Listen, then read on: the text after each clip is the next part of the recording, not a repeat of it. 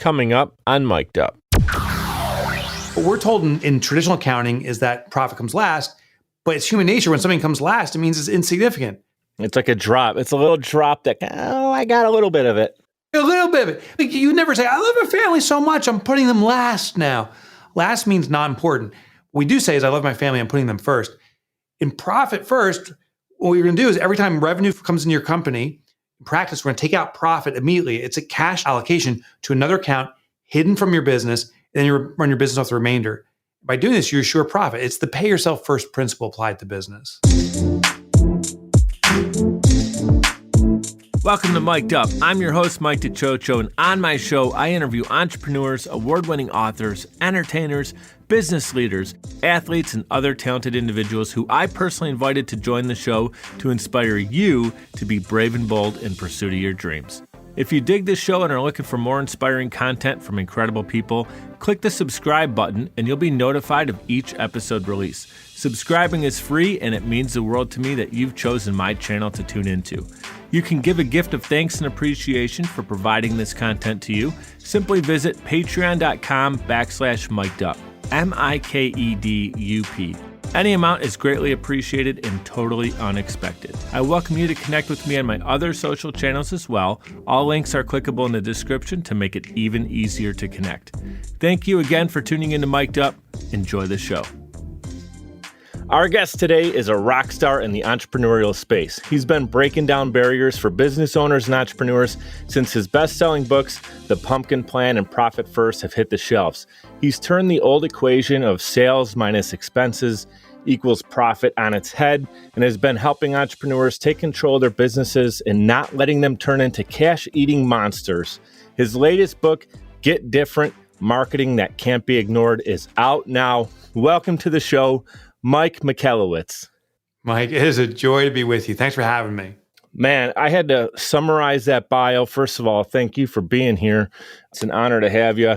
I want you to know I'm a student right here of Profit First. I see that picture of Profit First. Are you holding the book? That's awesome. And the fact there's a highlighter on there, dude, that's awesome. I've been living in this book for quite some time. I take my time going through books, partially because I read it at about a third grade level. But aside from that, I like to make sure I'm not reading it to finish the book, but reading it and implementing it in my life. And that's what the highlighter is about, because I will go back and reread this and only read the highlights. And then the book will take me about an hour to zip through it. And the rest of the dots get connected. I also want to give you a shout out because great minds think alike. This is Mic'd Up with Mike DiCioccio podcast. And you also have a podcast called Mic Up in Your Business. And that's available on Apple, Spotify, and all the popular platforms. So I just wanted to give you a shout out there. Oh, thank you. I tried to get mic'd up, but someone apparently took it. Yeah, some jerk in Buffalo. Some smart guy, yeah. Oh my gosh. All right. You ready to rock and roll? Yeah, let's roll. So, I'm reading Profit First, as we just talked about, and I just want people to know if they haven't tuned into that yet. And we have a limited time together today, so I know you have like 5-6 amazing books out. We're going to really focus on Profit First because if somebody's listening to this, taking notes, listening to the podcast, or watching us on YouTube, I want it to be a collection of thoughts that they can take and run with. First of all, the style you write in, anyone who hasn't read this yet, it's really direct. It's like Mike is literally talking to you guys directly, like having a cup of coffee. No nonsense, no fluff. He's going to tell you like it is. I feel like I've actually met you before, even before literally meeting you now, because the way that the book is written, it feels like we're in conversation. To me, that's the ultimate compliment. That's my goal. I feel for a reader of a book, there's an intimate connection there. Like, I could be in my underwear at the middle of the night and in my bed flipping through pages. I don't want to feel like an outsider. I'm pretty exposed here. And so I think it is a serious connection. And I'm happy you said that because that's my goal is when someone reads the book, they feel, and they should, that it's just me and them working on a business challenge that hopefully will serve them. Yeah. And it comes across that way. And it's funny. There's jokes and like the way it's written is just perfectly done. And you've taken a lot of time. You also re-released it with more modern content because the way life changes every 32 minutes, if not sooner. So here we're going to kick off with the basics of Profit First. So I anticipate there will be some people listening, entrepreneurs, aspiring entrepreneurs. Maybe they're still operating in sales minus expenses equals profit. So we want to get them to break free from that methodology. Can you share the difference between accounting profit and actual profit? Yeah, for sure. So how we entrepreneurs define profit is cash in the bank, cash left over when the year or a period of time is over that I can take out as a reward for running this business in the first place. The traditional formula, the accounting formula, says that our profit it's an equation, sales minus expense equals profit. Now, accounting can be manipulated. Enron was profitable until it collapsed. So you can play games with profit, but on a cash basis, it's either in the bank or not. What I teach in Profit First is flipping the formula. What we're told in traditional accounting is that profit comes last, but it's human nature. When something comes last, it means it's insignificant. It's like a drop. It's a little drop that, I got a little bit of it. A little bit of it. Like, you never say, I love my family so much, I'm putting them last now. Last means not important. What we do say is, I love my family, I'm putting them first. In Profit First, what you're going to do is every time revenue comes into your company, in practice, we're going to take out profit immediately. It's a cash allocation to another account hidden from your business, and then you run your business off the remainder. By doing this, you assure profit. It's the pay yourself first principle applied to business. Yeah. And what I like about it too is one of the demonstrations I saw you when you're writing on the whiteboard is that the three variables are all there. They're kind of equal, if you will. Like if we keep math real simple, like 1 + 1 is 2, or 1 + 1 + 1 is 3 kind of thing. If you move where the ones are, it still adds up to 3. You're just, instead of subtracting, like you're taking the profit part of the 1 + 1 + 1 = 3, and you're just going after that first. You're going to get all 3 into the equation. It's just moving what happens first. I don't know if I over confuse people with that, but that's how it makes sense to me. If you divide 2 by 7 and add a multiple of 6 minus n, you're there. I think we have one viewer that probably understands what the heck you just said. It's called a variable swap. And so it's basic math. It's like if you have something below an equation, you can move it above if you swap out the comparative variable below. So the math, the data, or the numbers come out to be the same, but the behavior is the radical shift, because last means delay, first means priority. And so we're putting profit first, it gets done. Here's what I want to do. I'm going to hit at your heartstrings for a sec, if you allow me to, if you don't mind. Because a lot of people might know you as, the successful guy. He's built and sold multiple businesses. He's got 5+ books out. He's killing it. He's keynoting on TEDx talks, and you've done all that. But at the same time, what we want to talk about is you're a real dude, and you've also, like some of the people listening and myself, have had rock bottom moments that we've had to come back from. And I want to have you open up on one, and it's just to give context to the audience so they understand, like, you've actually done this. You're not just preaching something and you're like, this is what you got to do, and then you're doing something different. These methods that you preach on, you literally have applied to your own life, and you've changed your life. It helped me, but I don't want to only help one person. I want to help everybody else who can do this. So take us back to Valentine's Day, 2008, the piggy bank story with Adalia, and share that if anybody hasn't heard it yet. Yeah, and honestly, Mike, this is probably, I think, the most important part of my story. The successes are wonderful and stuff, but honestly, I hate hearing because it sounds like I'm a total tool. And I don't want to be. When I really was a tool, though, was this. I'd grown some businesses early on. I was 30X years old, 32, 33. I was a self-made millionaire, and I thought I was hot shit, that I knew everything.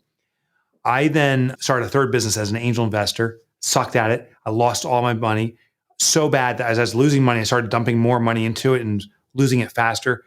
I got a call from my accountant on Valentine's Day, and he said, hey, you need to declare bankruptcy. He goes, I've never seen a collapse so fast. Not his exact words, but that was the sentiment. He said, you got 2 options. You can declare bankruptcy, or if you're not willing to do that, you have to liquidate your remaining asset, your home. I chose option 2. I said, I'm not going to go into debt. I'm not going to go into bankruptcy. So I got rid of the house. I came home to my family to tell my wife, my 3 children, because I'd been lying by omission up to that point, saying everything's fine when it wasn't. And I was sobbing and said, I can't believe this, but we're losing our house in 30 days. And I caught my wife, everyone off guard, like, what is going on? And 30 days later, we're out. I had to tell my daughter, she was 9, you can't go to horseback riding lessons because I can't even afford that. She ran out of the room. I thought she was running away. She actually ran to her bedroom to grab her piggy bank. And she ran back to me and she puts it on the table. And she goes, Daddy, I know you can't provide for us anymore. I'll be the provider for the family. And that's when I just started wailing. I mean, it was like, I still get so emotional about it. I felt like such an ass and heel. And I also felt so amazed that my daughter was willing to step up for this. I felt like a scumbag. That became a turning moment for me.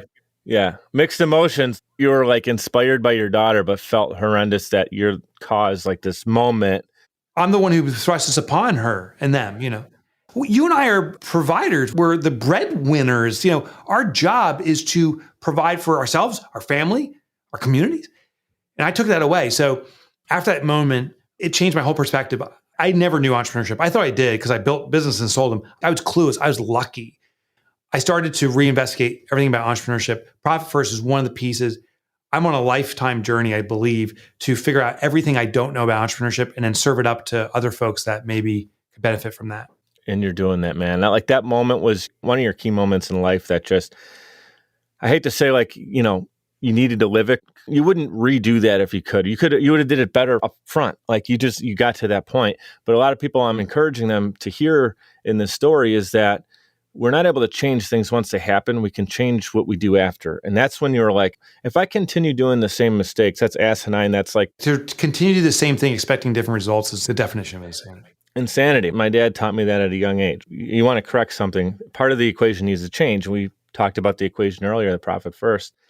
That was like you got hit directly, where it hurts. And then you were able to create the system based off of that and then thrive again. And then you're like, man, I want to help more people do it, which I think is cool. Because I don't know if I missed it when you were sharing the story, but that happened like after you received a check for $388,000 and you were going to pick up a brand new car for your wife.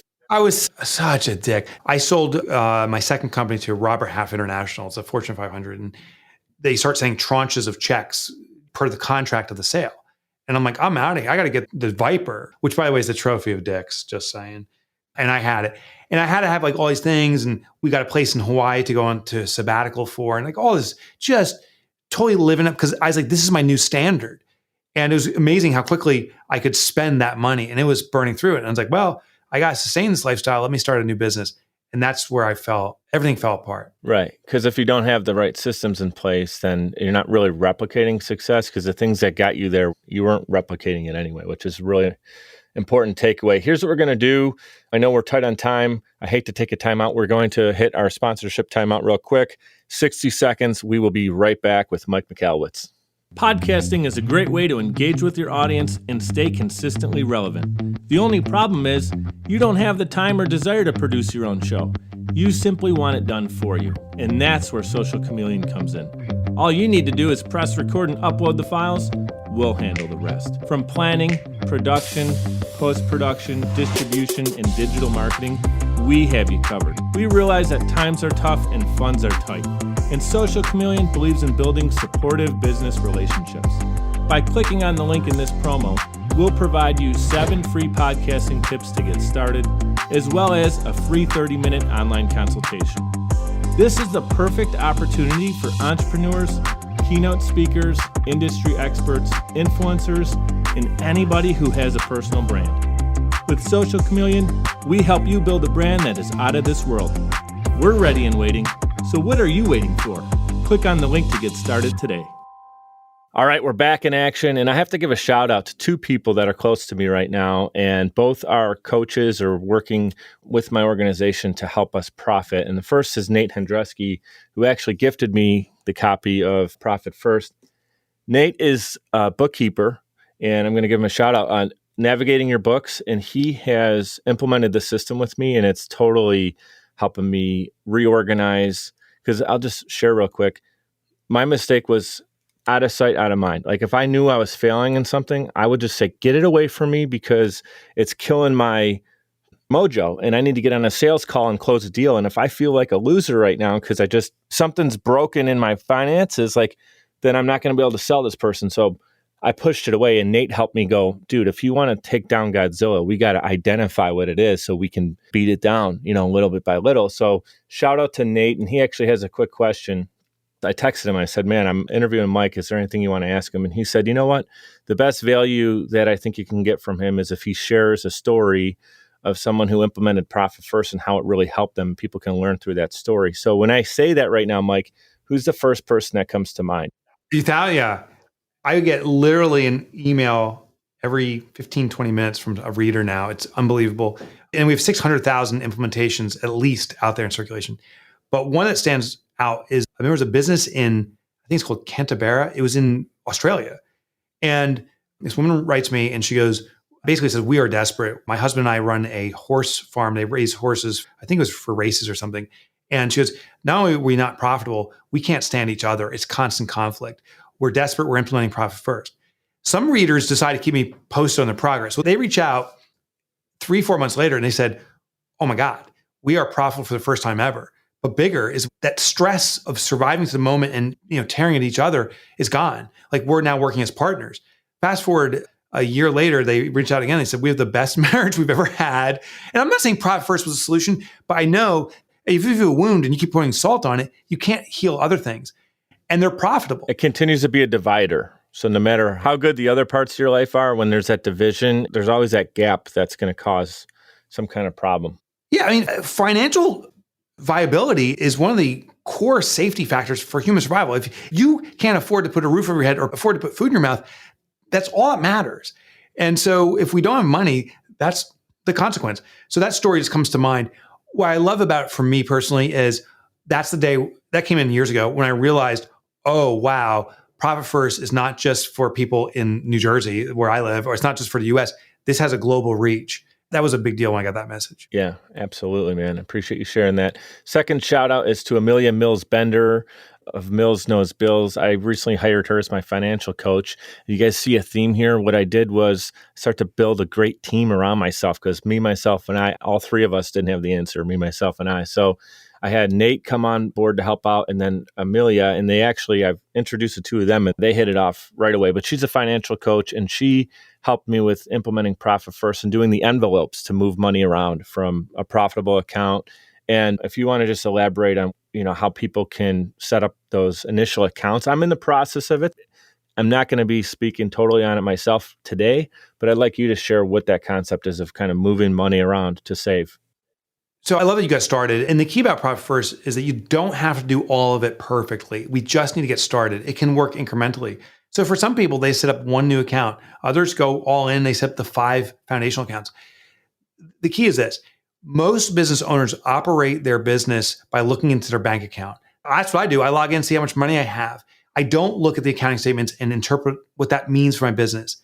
Therefore, Profit First is what's called a behavioral intercept. We set up accounts at your bank. It has to be where you go so that it'll intercept your behavior. Some people say, oh, do this on a spreadsheet.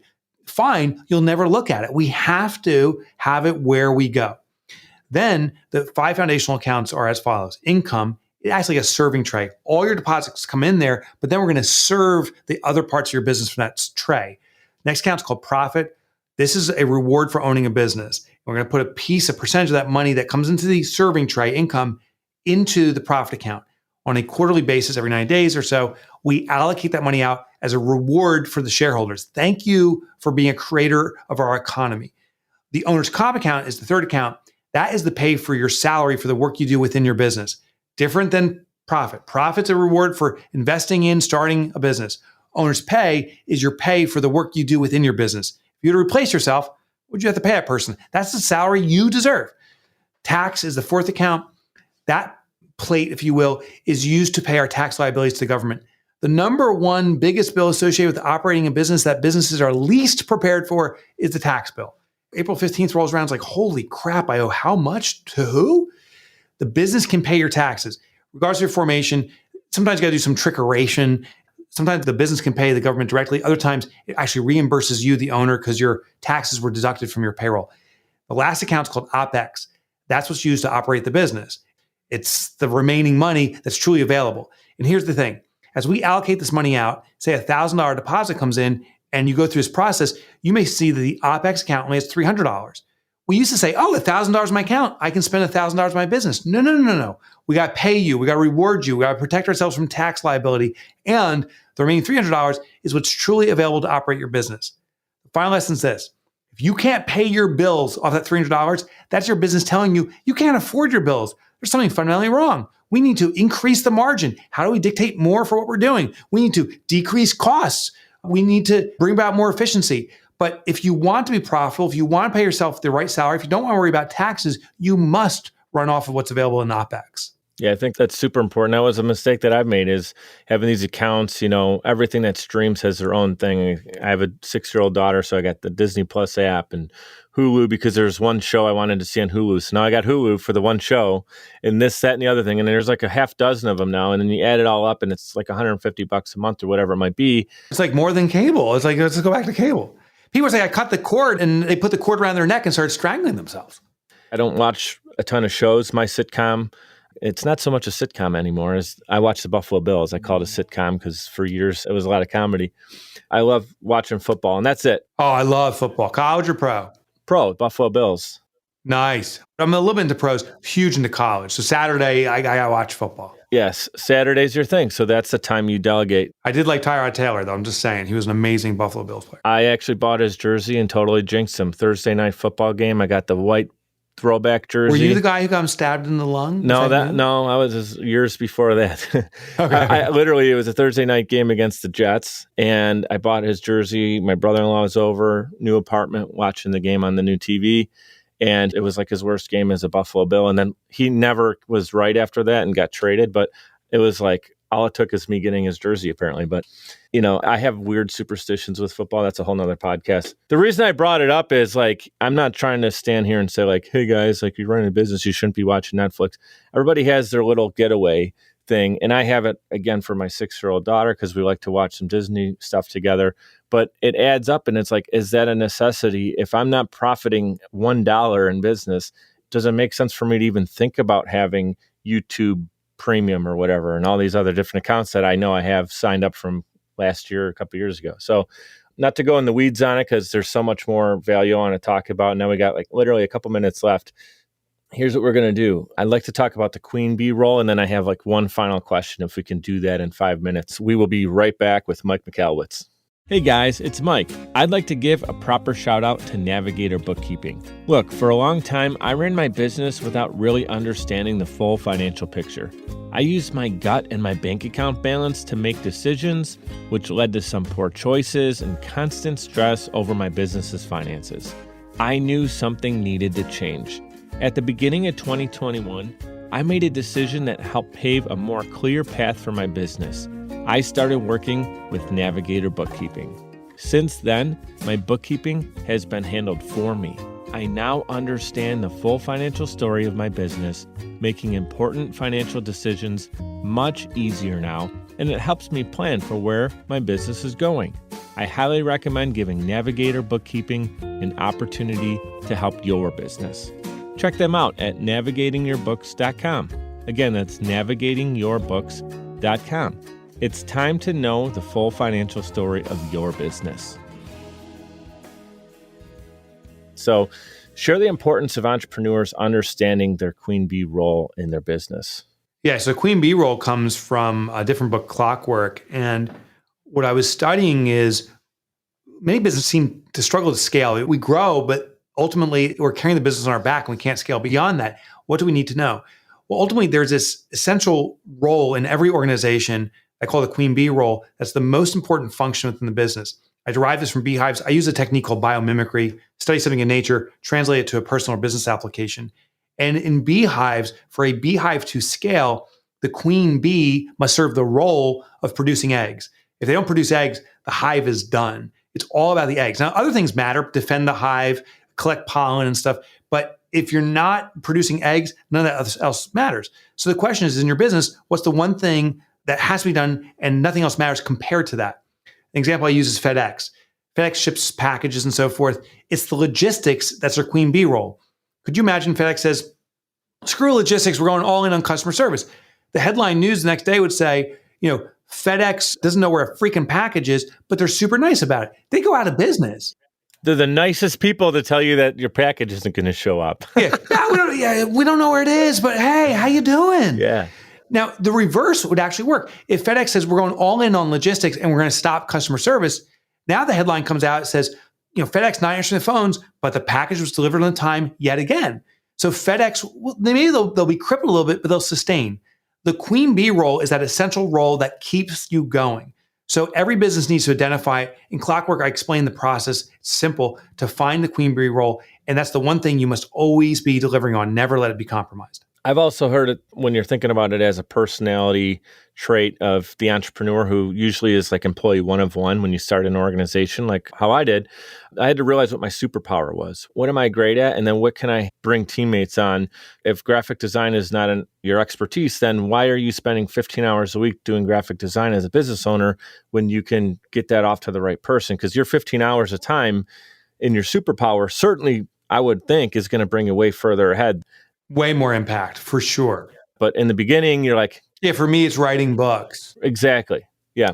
So I want everybody listening to internalize that or watching. Internalize what's your superpower? What's your queen bee? If you're not doing it now, identify it and do it, or just get back to doing more of that. Last question for you before we wrap up. And holy smokes, this has been an impactful 30 minutes for me. I'm excited to continue, friendship with you and hopefully share the stage with you at some point, Mike. That'd be awesome. Yeah, let's do it. Here it is. I mean, you're actually a best-selling author, but for this moment, I want you to think about this as a metaphor. Imagine this. So you're the author and protagonist in your own life story. You get to write the ending. God willing, you continue to live a long, prosperous life. You're looking back. You're reflecting on it. You get to define your legacy. What would that be? Okay. I mean, for the business legacy, because I really, if nothing else, if I had to pick one thing, it would be about my family. Just, dad was there. I was always there for my kid, my wife. In the business front, he eradicated entrepreneurial poverty. That's why I see my life's mission in business is to ensure that no one struggles unnecessarily with a lack of time or lack of money as an entrepreneur. So I would love that being my epitaph. Is that what they call that when you pass, right? He eradicated entrepreneurial poverty. Yeah, you're doing it. You're doing it through your books. You're doing it through your podcast, being guests on shows like this one. I mean that. Like, you're helping me. I've been in business for 4 years. In the last 6 months, I've done better than I have in the other 3.5 years combined.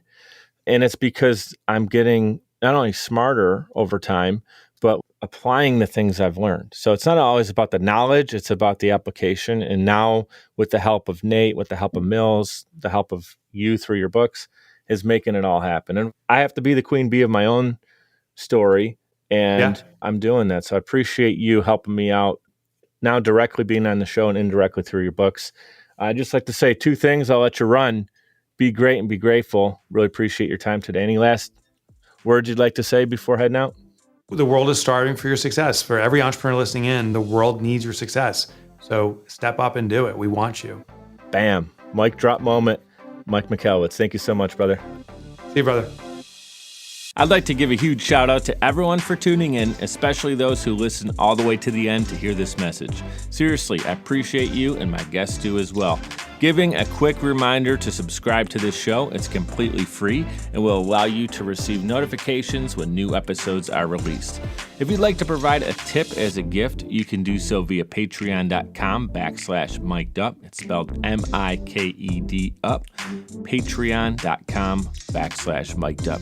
You can give as little as $1 per month or as much as you'd like. Every dollar is greatly appreciated and completely unexpected. Appreciate your reviews and your messages coming in on social as well. Keep them coming.